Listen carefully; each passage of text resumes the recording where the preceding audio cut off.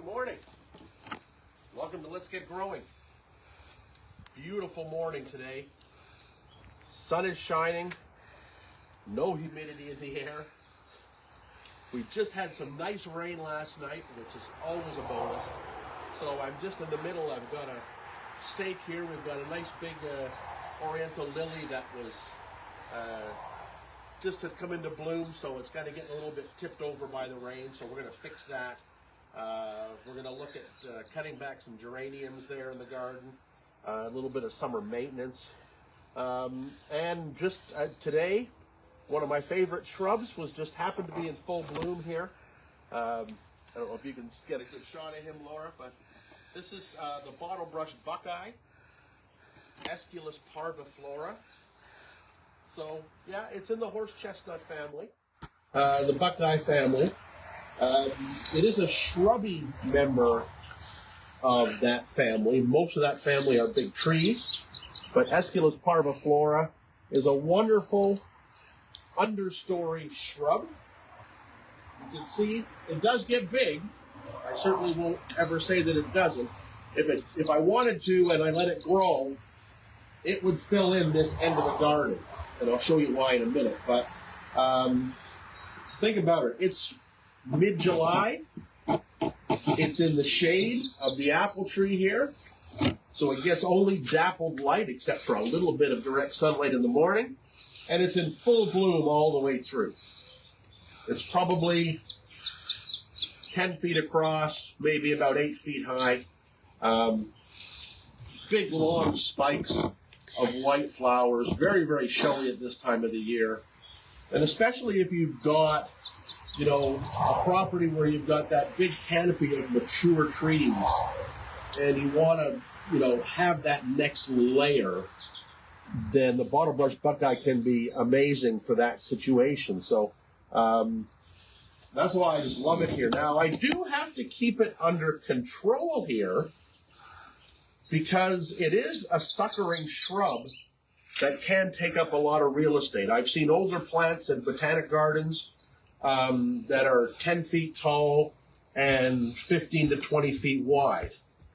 Fortunately, they don't do it really fast, but you can see here down on the bottom, all this foliage here is coming up from the base of the buckeye. Now, what I've been trying to do with it, and, hindsight, I probably would have put it in the garden somewhere else, but it's here now, I can't move it. So what I've been doing is I work at limbing up the branches and getting a nice open area underneath so we can fill in with other plants. So we're working on that now. We're renovating this area of the garden to get more hostas and ferns and things in here.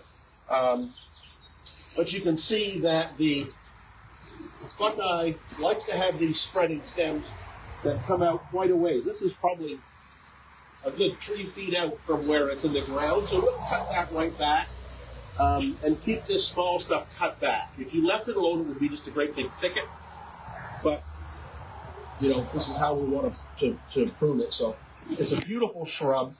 You don't see it in garden centers very often. Sheridan nurseries will sometimes have like 3 or 4 plants a year in a garden center.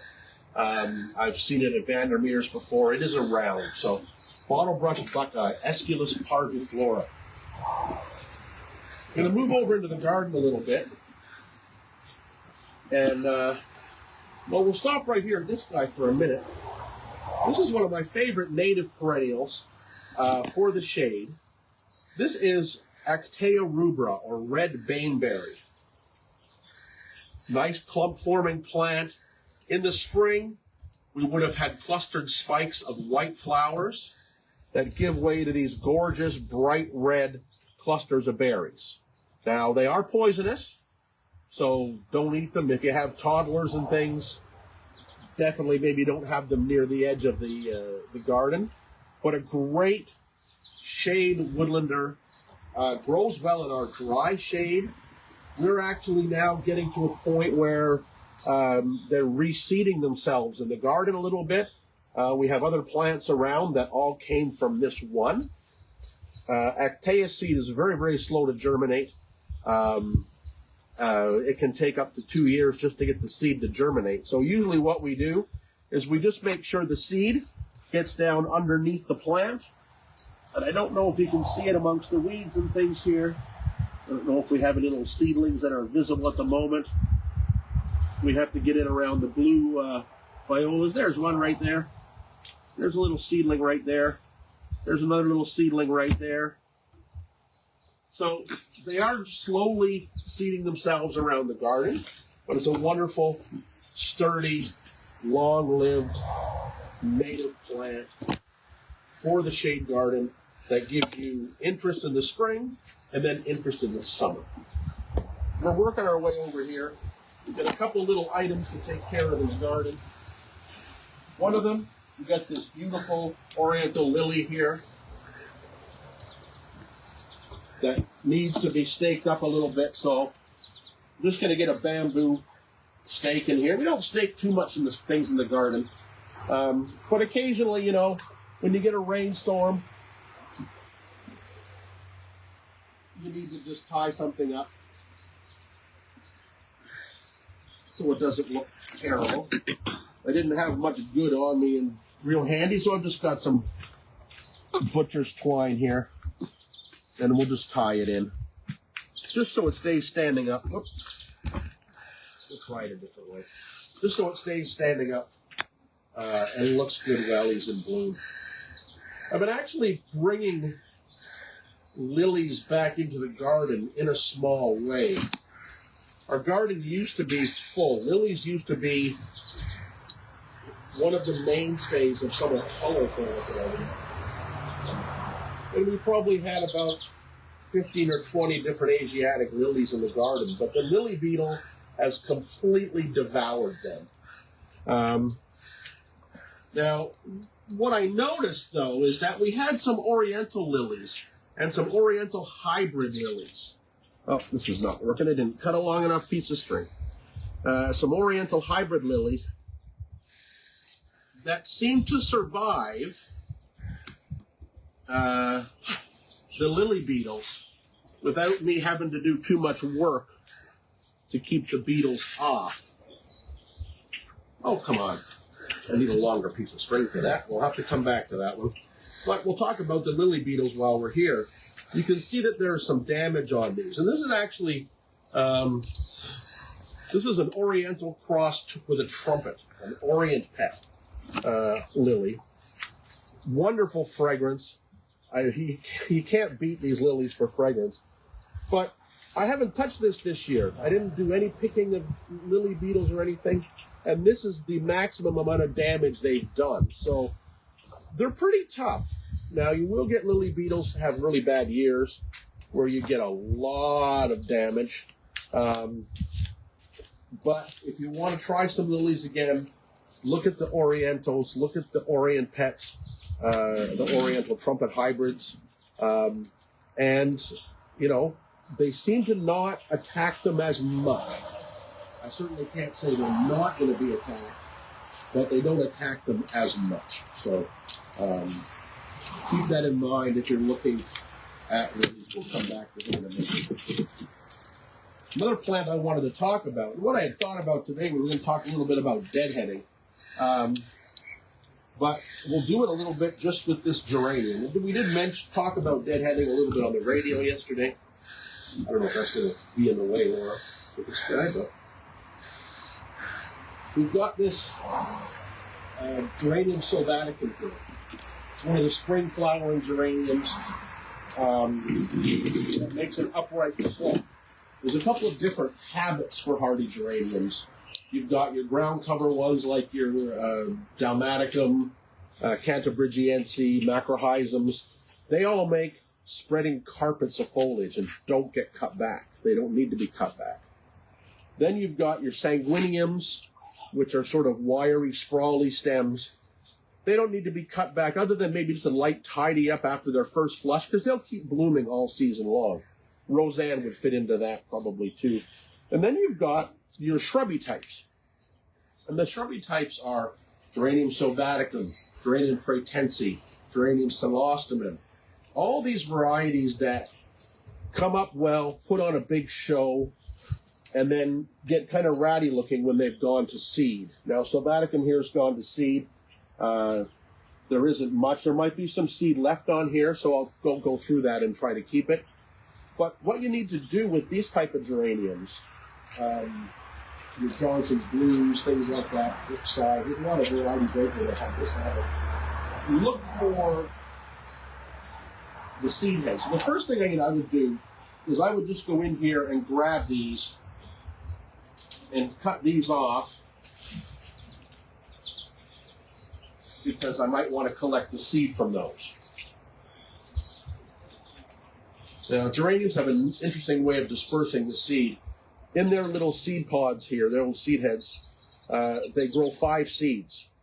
And they're at the base of a little stalk. That's this guy here. This is where cranesbills and that get their common name from, because their seed pod looks like cranesbill. 5 seeds at the base of that. And what the plant does, when the seeds are ripe, I don't know if you probably can't see these too well, but the seeds are catapulted out of the seed pod. Then they can go up to about 10 feet away with just the pressure in that little beak. So there is some seed still in there. There is some seed that has been dispersed. But what you want to do to make your geraniums tidy is don't just trim them back like I did there, because all these leaves that you're seeing are part of the flower stalk. So you need to follow those back to the bottom of the plant, because the crowns are way down at ground level. So we follow these back all the way to ground level, and that's where we're going to cut them out. You might get the odd leaf. Louder. You might get the odd leaf. Don't worry about it. But if we go back and take these stalks all the way out, and look at how much I'm taking out here, but that's all flower stalk. These big heavy stalks that the plants get are all flower stalks. They're not going to do much else now. So you want to take them right out. Let the plant go back to its crown.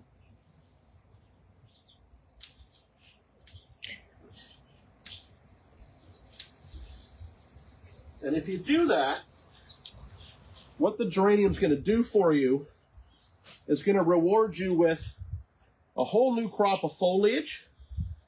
And with many varieties, it's going to give you a second batch of flowers. Now, some of them don't do that. I doubt that Sylvaticum will give me a second batch of flowers. Still going to attach to it somewhere. I doubt it'll give me a second batch of flowers, but it will give me a nice tidy mound of foliage here to look good with the hosta, the hellebores, the other hostas, that sort of thing that are growing in here. So there we go. So we just take all those out, and you can actually see that we have some decent foliage there already, and that'll just fill back in with good foliage. So this is what you want to take out. Your plant might look a little bit bare when you first do this, but within a week, you're going to have good new foliage growth there. And again, in a few weeks, a possibility of a second crop of flowers. So one of those deadheading jobs that you need to do to keep the garden looking good and tidy in the summer and encourage rebloom for next time. Another one, we've got our nectar scordums here. They're good and done. Nectar scordums are part of the allium family. These don't have much interest now.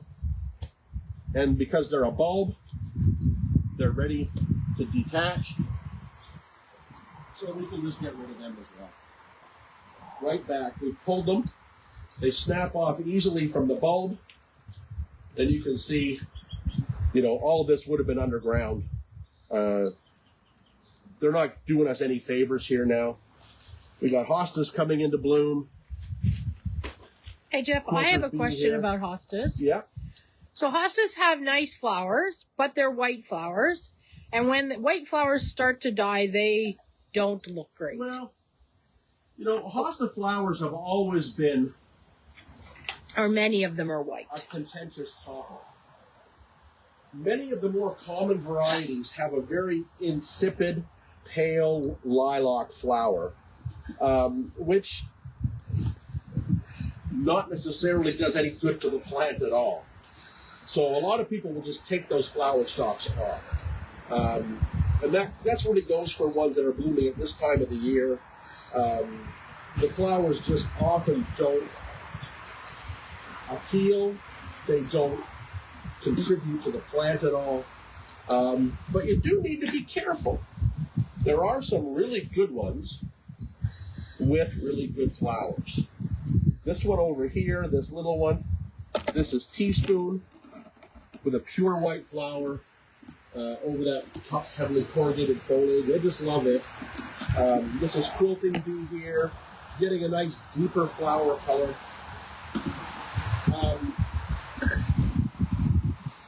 This is Potomac Pride. I think Potomac Pride is right.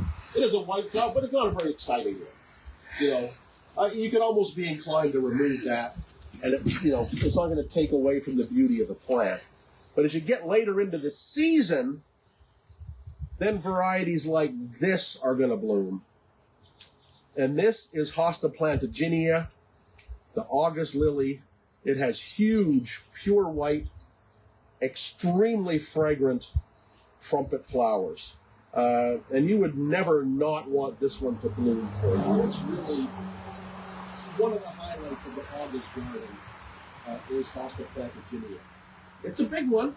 You can see our plant here is easily 6 feet across.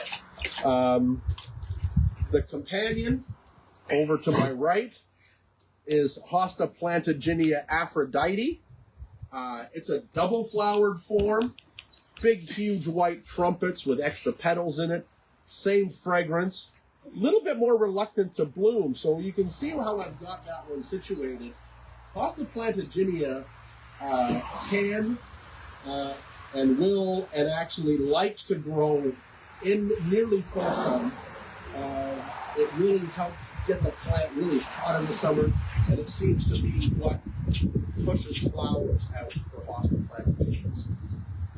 Now, the one nice thing about plantaginia is it's a very prolific plant, pollen-wise, and any hostas that bloom later in the season with big fragrant white flowers all have Hosta plantaginia as one of its parents somewhere in its breeding. So don't count out all the Hosta flowers, but certainly you can make a case for those really pale lavender ones that almost bloom too much and really crowd out the beauty of a hosta. So when you're deadheading them, what do you do? Well, when we deadhead the hostas, it's the same thing. Just like we did for the alliums. If you need to, you can just go in and break them off. See, this one's been blooming for a while. There's no fragrance. The flowers aren't that great. And look at, they just kind of poke out. So I would just go back in. You're not going to hurt the plant at all. If you can get both hands in there with a pair of scissors or pruners, go ahead. But they can just be easily removed. You're not going to see any results of taking them out till later on. They just sort of hide away real big. But it'll make those ones look a lot better without all those flowers in some cases. We got any questions today, Laura? We do. So Betty says a skunk grazed off her silver mound to the stump, along with hostas. The hostas are growing back, but the silver mound looks brown and sad. Will it rebound? Artemisia silver mound is a good old-fashioned perennial, usually pretty resilient. Give it some time. It should resprout from the base. There's no reason why it shouldn't, because they do certainly have that ability. So just be patient with it. Dan says, don't you have ticks in Uxbridge? Oh, we have ticks. Oh, my goodness. We have ticks all the time.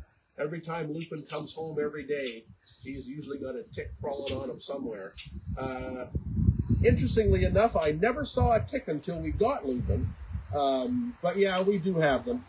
We keep an eye out for them, that's for sure. We do tick checks on our persons. We do tick checks. I realize I'm standing waist high in the garden.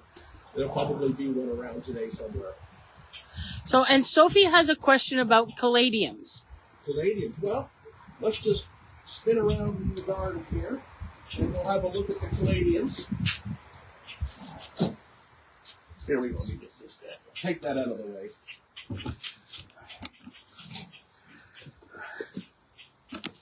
Oh, seriously? All these little jobs that we need to get fixed in here. All right, caladiums. What's the question, Sophie? So what advice would you give to growing caladiums? Indoor in their pot, or better outdoors in a pot or in the ground? Well, Shady. Don't have much luck growing them. caladiums are interesting beasts. Most of the caladiums that we get in North America are grown in Texas, out in fields. And that would seem to be counterproductive to where we're told to grow caladiums in the garden. And I don't know what they do, but I can sort of attest to it. When you get a caladium, this is Moonlight, one of the pure whites with just a green edge. I just love them. I love caladiums. The foliage just is unbeatable. They can be tricky. One of the first things you need to remember about caladiums is they don't like cold weather. And by cold weather, I mean anything below 15 degrees. Do not put your caladiums outside until the 1st of June. This year, we had some cold temperatures right up even then, and I was seeing damage on the leaves. If you get a caladium too cold, it'll go dormant very, very quickly. And you'll go, oh, my caladium's dying. It's dying. But it's not dying. It's just going dormant. It's a big tuber in there, a corm in there, sprouting shoots off, but it's got to have heat. Does it need a lot of light? No. We actually end up using our caladiums right along the front porch here. I don't know if you can see these ones down here, Laura. Yeah, those ones right there. Yeah, come on, another one. If you can see these caladiums here, these get virtually no direct sunlight ever hitting them. This group here never has sunlight hitting it, and they are doing spectacularly well. They're in a window box with just potato vine, again, that never gets sun hitting it. I don't think you can get a much better plant for a good shady containers than the gold potato vine. These caladiums I brought in as dormant tubers. When you start them from that position, again, they need heat. I pot them up. I put them on a heating pad, the seedling mats that keep the soil warm. They're kept on that, and they're grown on those mats basically until they come outside in the summer. They've got to have heat to get them growing, and if you get lots of checks in that heat, they will start to go dormant and not do so well. So keep that in mind. We never let these get direct sun, and they look great. I mean, look at the colors here. Amazing. What about watering? That's a tricky thing. That's a tricky thing. You can kill a caladium really quickly by overwatering, it seems. Underwatering, too dry, you're going to force them into dormancy. Caladiums are very closely related to things like colocasias and alocasias and things like that. And in fact, some that I see in the trade even get confused for each other. The one I'm talking about is Frog in a Blender. I see it labeled as a caladium in one place. I have a friend who grows it like a colocasia in his water gardens. So I don't know.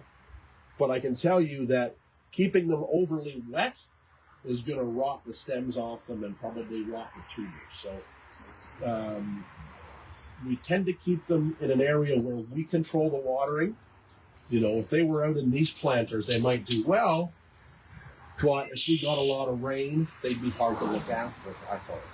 So this is how we keep them. we keep them where we can take a look, keep a close eye on them. And soil mixes too is a big thing. Like, I have trouble. We get some of these from Vandermeers. Vandermeers and Ajax has been doing a great job with caladiums for the last few years, so I always pick up a few from them. They're always available. We ordered early. some online too. They're always available early, so they go into the greenhouse or indoors and are kept bright and warm. But they're using a largely peat-free compost now, which has got a lot of core in it, and I have a really hard time managing the moisture levels in that. Core holds a lot more water than peat, so I have some trouble with it. Often I replant everything I get from them right away because I have trouble with my other plants that are, if I treat them all the same, the core stays too wet. Now, these caladiums are right in that core-based soil. They get watered regularly, maybe not every day because they're not in the full sun, but they're doing fine. They're doing fine, so I'll give them that. But they are outside. It's been 30 degrees. They love that. Any other questions? One more. When is the best time to move a gas plant? A gas plant. Ooh. Gas plants are one of those perennials. We rarely see them available in garden centers anymore. They're an old-fashioned plant.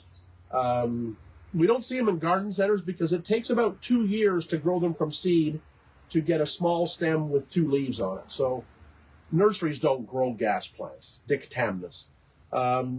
Gas plants are like kind of like a peony, kind of like Baptisia, one of those plant it where you want it and never move it again plants.